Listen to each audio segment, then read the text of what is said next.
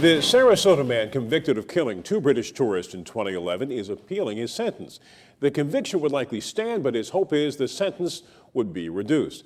SNN's John Woodruff joining us now here with the arguments the defense thinks could allow Shawn Tyson another day in court, and we should mention this is a Suncoast exclusive. Yes, it is. Mike made the long trip up to Lakeland today to bring you this, and Tyson was convicted of shooting James Cooper and James Couzaris, and he was sentenced to life without parole for that. But his defense attorney wants that changed because of the way the prosecution handled the trial and a U.S. Supreme Court ruling.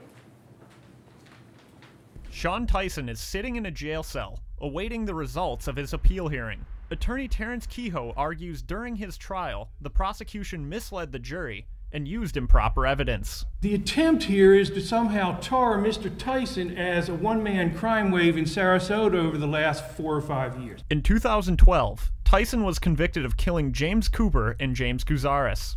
Kehoe says testimony from an unrelated shooting on April 7th became a key feature of the trial. Putting aside all the fiction about the reasons why they want this evidence in, they want these people to think that he's a bad dude with a gun shooting at people. Their relevance is not just to the April 7th event, but to what happened the day of the crime, hours and minutes before the crime, following the murders, and the day after. We have no gun.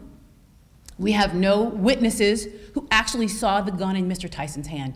And so what the state has had to do to address these murders is to forge links in a chain. Assistant Attorney General Cerise Taylor says during the initial trial, the jury wasn't misled, only given 2 strong reasons to convict Tyson. Whether you believe it is premeditation, whether you believe it is a felony murder, both of those things occurred. In the case of Miller versus the state of Alabama, the U.S. Supreme Court ruled that in a juvenile case, such as Tyson's, a mandatory sentence of life without parole is unconstitutional.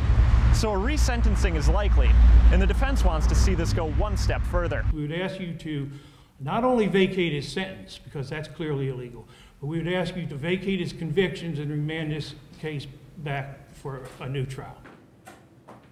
Now, the panel of judges will discuss the arguments made in court today and will decide within the next few weeks if Tyson will be coming back to the circuit court in Sarasota. All right, talking about a panel of judges, 3 on that panel, does it need to be unanimous or a majority? It's a majority. It'll be 2-1 rule, and they can either choose to overturn that and go to a new trial altogether, uphold that trial but resentence him, or just keep it as it stands as is. So a lot of options there. All right, John, thanks.